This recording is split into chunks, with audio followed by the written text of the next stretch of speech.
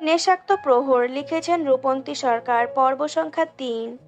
মুগ্ধ বিয়ে করে চলে এসেছে, এই খুশিতে মিহিরা সবাই বাহিরে এলো। কিন্তু বাহিরে এসে দেখছে সবার মুখ কালো হয়ে আছে। কিন্তু কেন? মুগ্ধ আর রাহাও মুখ ছোট করে দাঁড়িয়ে আছে। কারো মুখে আনন্দে ছিটেফোঁটাও নেই। ঋষভ রেগে মাথা নিচু করে দাঁড়িয়ে আছে। হঠাৎ ওর পেছন থেকে একটা বাচ্চা মেয়ে উকি দিল। মেয়েটা ঋষের থেকে অনেকটা খাটো। মিহি আর হৃদ মেয়েটার দিকে তাকিয়ে আছে। মেয়েটা লাল রঙের একটা শাড়ি পরে আছে, তাও এলোমেলো করে, মুখে কোনো মেকআপ নেই, চুলগুলো এলোমেলো হয়ে আছে।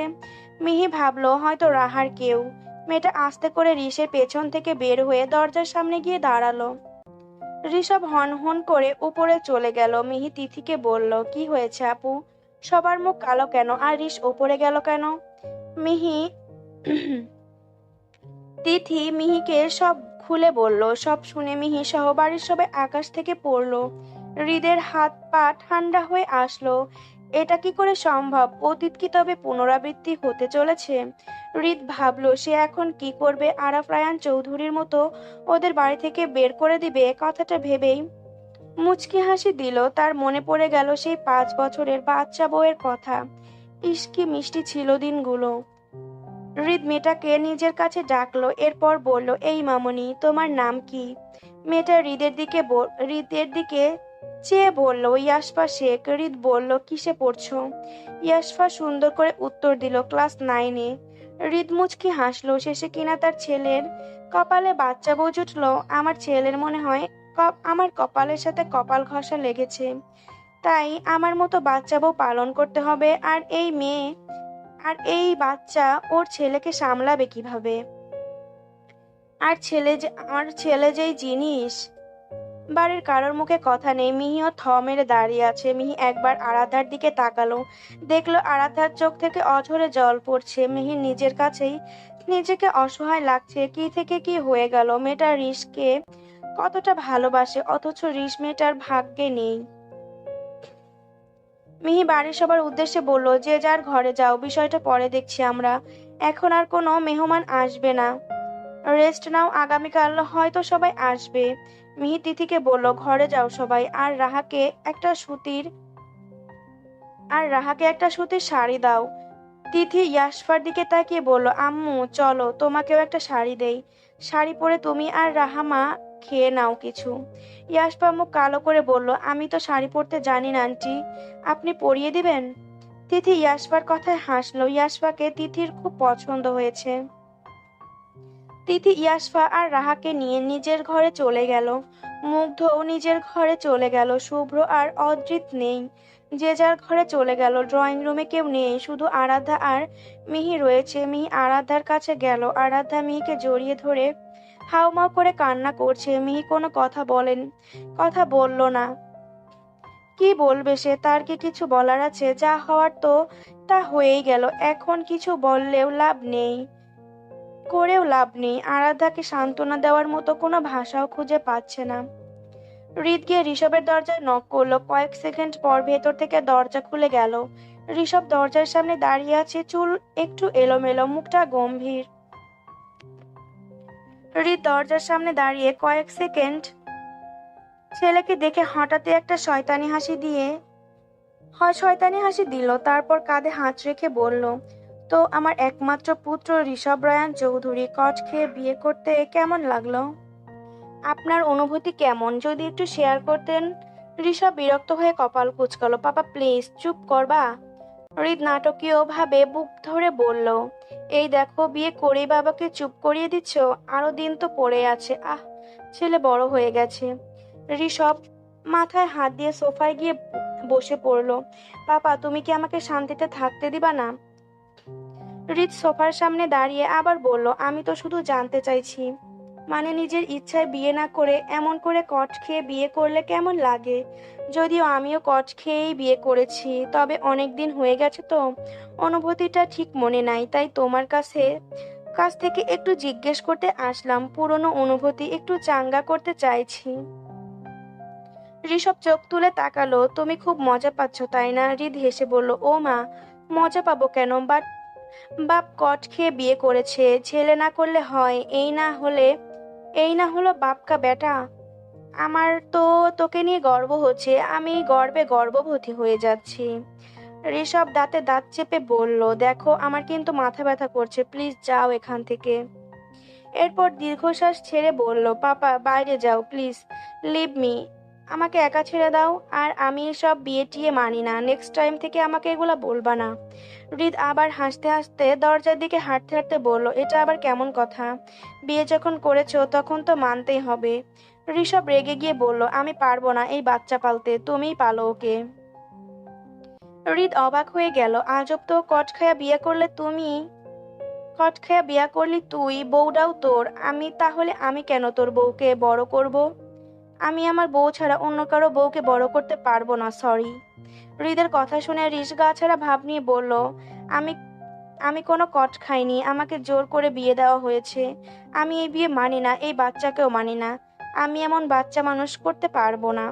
হৃদ ঋষভের দিকে তাকিয়ে বলল, আমি যদি আমার 5 বছরের বাচ্চা বউকে মানুষ করতে পারি, তাহলে তুই আমার ছেলে হয়ে কেন পারবি না?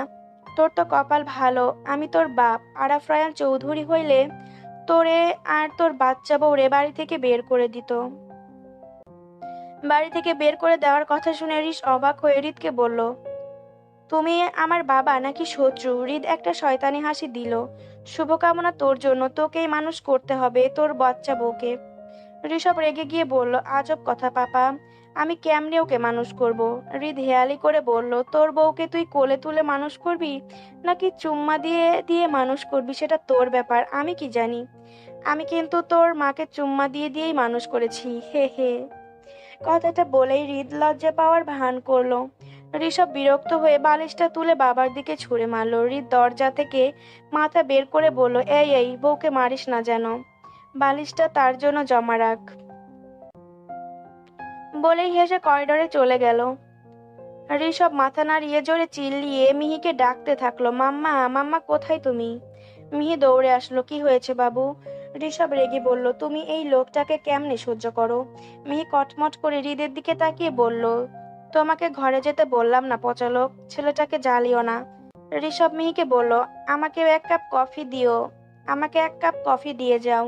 কথাটা বলেই ঋষভ চলে গেল। মিহি রান্নাঘরে গিয়ে দেখলো ইয়াশপা, তিথি আর রাহা মিলে রান্না করছে। মিহি গিয়ে কফি বানালো, এরপর ইয়াশপাকে গিয়ে বলল, যাও তোমার বরকে কফিটা দিয়ে এসো। ইয়াশপা জোর করে হাসার চেষ্টা করে কফিটা হাতে নিয়ে ঋষভের ঘরে গেল। ভয় ভয় লাগছে, লোকটাকে সুবিধার মনে হলো না, মনে হয় মাথার তার টার কাটা আছে, একে নিয়ে না হয় পরে গবেষণা করা যাবে। বেচারি হাঁটতেও পারছে না শাড়ি পরে। কোনো রকম ঋষভের ঘরে গেল, ঘরে কেউ নেই, কফিটা হাতে নিয়ে ঘরে চোখ বোলাচ্ছে। হঠাৎ করে টেবিলে রাখা একটা কলমের ওপর চোখ আটকে গেল। কলমটা সাধারণ কলমের মতো নয়। ও ভাবলো হয়তো এটা দিয়ে লিখলে লেখা অনেক সুন্দর হয়, তাই কলমটা হাতে নিয়ে একটা সাদা কাগজে দাগ দিতে যাবে, এমন সময় ঋষভ পেছন থেকে ধমকে উঠলো। ইয়াশপা চমকে গিয়ে পেছনে ঘুরলো, কফিটা ছিটকে গিয়ে ঋষভের ফর্সা বুকে গিয়ে পড়লো। ঋষভ কোনো চিৎকার করলো না, সাথে সাথে ফর্সা বুকটা লাল বর্ণ ধারণ করলো। ঋষভ ইয়াশপার কাছে গিয়ে বলল, এই মেয়ে, আমার অনুমতি ছাড়া আমার জিনিসে হাত দিয়েছো কেন? আর আমার ঘরে কেন এসেছো? নেক্সট টাইম আসলে থাপ্পড় দিয়ে দাঁত ফেলে দিব। ইয়াশপা হুট করে খেপে গেল, মগের মূল্যক নাকি, ওকে ধমক দিল কেন? ইয়াশপা ঠাস করে কফিটা টেবিলের ওপর রেখে বলল, আমাকে কি পাগলা কুত্তায় সুড়সুড়ি দেয় যে আপনার ঘরে নিজ ইচ্ছায় আসবো? আপনার মা বলেছে বলেই এসেছি। আর আপনার এই কলমে কি সোনা লাগানো আছে? এই না কলমের চেহারা, আবার নাম রাখছে পেয়ারা। এর থেকে আমার বাবাই আমাকে অনেক সুন্দর সুন্দর কলম এনে দেয়। ঋষভ রেগে বলল, এই মেয়ে, কথা বলার বারণ কথা বলার ধরন এমন কেন? পাগলা কুত্তা আবার সুরসুরি দেয় কিভাবে? Get out, nonsense. ইয়াশপা যেতে যেতে বলল, আমি শুনেছিলাম আপনি ভালো লোক না, কিন্তু প্রমাণের অভাবে ধরতে পারিনি, এখন বুঝলাম আপনি সত্যি ভালো না। এরপর থেকে কফিতে বিষ মিশিয়ে আনবো। কথাটা বলে ইয়াশপা চলে গেল। ঋষভ থ মেরে দাঁড়িয়ে আছে, এই মেয়ে কি বলে গেল, ওকে বিষ মিশিয়ে খাওয়াবে? ঋষভ বিড়বিড় করে বলল, ও গড, এই ক্যাকটাসটা এই ক্যাকটাসটাকেই আমার কপালে জুটাতে হলো। এরপর যেন আমার চোখের সামনে না আসে। ইয়াশফা রেগে রান্নাঘরে চলে গেল। তিথি ইয়াশফার দিকে তাকিয়ে বলল, কি হয়েছে আম্মু, রেগে আছো কেন? ইয়াশফা তিথির কথা শুনে চুপ করে রইল। তিথি আবারও ইয়াশফাকে বলল, রাত হয়েছে মা, চলো খাবার খেয়ে নাও। আচ্ছা। তিথি এসে ইয়াশফাকে খেতে দিল। বাড়ির সবার খাওয়া শেষ, রাহা অনেক আগেই খেয়ে নিয়েছে। এইদিকে শুভ্র আর অদ্রিত এসে ইয়াশফার পাশে গিয়ে বসে পড়ল। শুভ্র তিথিকে ডেকে বলল, খেতে দাও মা। তিথি খাবার বাড়তে বাড়তে বলল, কই ছিলি তোরা, কত রাত হয়েছে দেখেছিস? শুভ্র ইয়াশফার দিকে তাকিয়ে দেখলো ইয়াশফা খুব মনোযোগ দিয়ে খাচ্ছে, কোনো দিকে খেয়াল নেই। ওর খাওয়া শেষে শুভ্রর খিদে পেয়ে গেল। ওর খাওয়া দেখে শুভ্রর খিদে পেয়ে গেল। মেয়েটা কত সুন্দর গুছিয়ে খাচ্ছে। শুভ্রর পকেট থেকে একটা চকলেট বের করে টেবিলের ওপর রাখলো। ইয়াশফা সেদিকে একবার তাকিয়ে শুভ্রর দিকে তাকালো। অদ্রিত শুভ্রর কাণ্ড দেখছে আর মুচকি মুচকি হাসছে। ইয়াশফা কিছু না বলে আবারও খাওয়াতে মনোযোগ দিল। শুভ্র ইয়াশফাকে বলল, চকলেটটা চাই। ইয়াশফা মিনমিন করে বলল, মানুষের জিনিস আমি কেন নেব? শুভ্র চকলেটটা ওর দিকে এগিয়ে দিয়ে বলল, এটা তোমার জন্য এনেছি।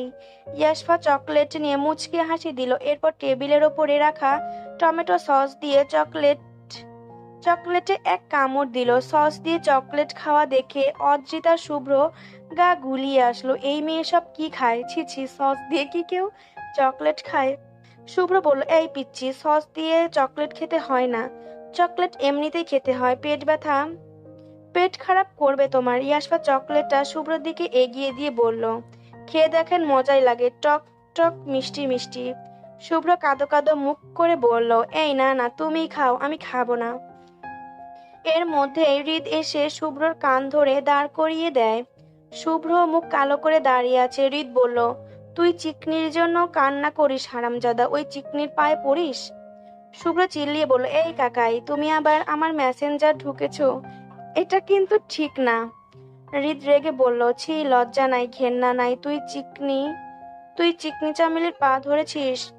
যা ওরা, তুই বের হ আমার বাড়ি থেকে, তুই যা, ওই চিকনির কাছেই যা। ইয়াশফা আর অদ্রিত অবাক হয়ে দাঁড়িয়ে আছে। ইয়াশফা চকলেট মুখে নিয়ে হাঁ করে দাঁড়িয়ে আছে, কি হচ্ছে কিছু বুঝতে পারছে না। অদ্রিত মুচকি মুচকি হাসছে। শুভ্র লজ্জায় কোনো কথা না বলে মুখে গামছা দিয়ে ঢেকে সিঁড়ি দিয়ে উঠে চলে গেল। ইয়াশফা ঋষভের রুমের বাহিরে দাঁড়িয়ে আছে। তিথি বলেছে ঋষভের ঘরে থাকতে, কিন্তু এই লোকের সাথে থাকার ইচ্ছে নেই। ইয়াশফা দরজায় নক করলো। একটু পর ঋষভ দরজা খুলে দিয়ে বলল, কি চাই?